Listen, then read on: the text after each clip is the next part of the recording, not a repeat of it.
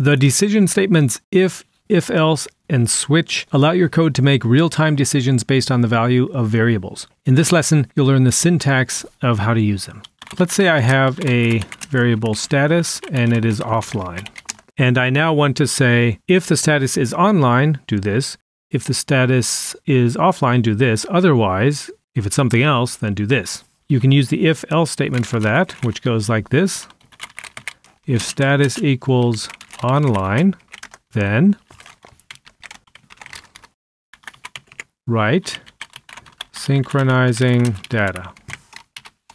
Else, if status equals offline, then write you are currently offline. For instance, else do something which informs them that it's invalid. For instance, invalid status, and then we'll print it out. So it's going to be printed there, and status like that. So let's see how this works. The status is offline.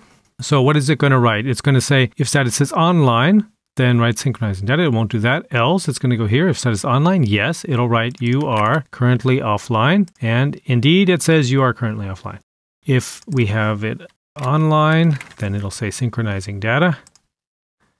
And if it's something else, then it'll say invalid status and give it back to us.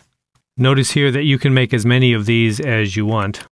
Keep on going down and it'll just chain down until if it is not equal to any of these, then it'll do the last code block, which is in else. So pretty straightforward. But what I wanted to do here too is I put these curly brackets in on purpose because oftentimes you see them, but you don't need them. So you can take them all out. I'm pressing Control L, Control L, Control L, and your code becomes much more concise and still works exactly the same way. So another way you can program the same logic is by using the switch statement. So let's do that. I'll comment all of this out by selecting it and then doing Control K, Control C. The switch statement allows you to do the same logic as we did with the if-else statement, and it goes like this. Type switch and then tab and tab again. Then type your variable name, and you can then begin to add your case statements, which is case online, colon, and then what you want to do in that block. And then we can copy this. I'm doing Control C, Control V, and if it's offline, then we want to do this. We need the break statements here and here, which mean to break out of the switch statement. If I didn't have a break statement here, then it would just, processing would continue on through to the next case statement. And this last else translates to our default block, which is here, and we have the break, which is nice. And so we see that this is going to do the exact same thing as the code up here. It's just a different way to express it with a switch statement. So let's go ahead and try it. Status is this, so it should fall through to invalid status. And it does indeed say invalid status. If we change it to online, then it should react appropriately. Let's see. And it does. It's synchronizing data because it is online. Let me give you one tip about the switch statement here, and that is if you use enums, then Visual Studio will be extremely helpful in creating your switch statement. Let me show you how that works. Let's go ahead and comment this out. I'm selecting it and doing Control K, Control C to comment out those lines. And I'm going to make an enum here. The enum is outside of your static void main method. And it is simply public enum status, and then online and offline. Those are the two values that status can have. That's what an enum is, an enumerator. Now, let's define the variable status as the enum status type.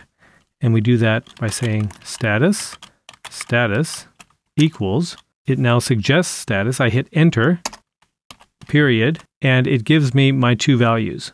I double click here, online, semicolon, and now status equals online. Now watch how Visual Studio helps me create my switch statement. I say switch, tab, tab. I say status and enter, enter, and it puts in case statements for each of the possibilities of that variable. Then the creation of your switch statement is simply putting in what has to happen in each case, like this. So status is online, and it says on. I can switch this to offline. I'm doing control space, offline, that's off.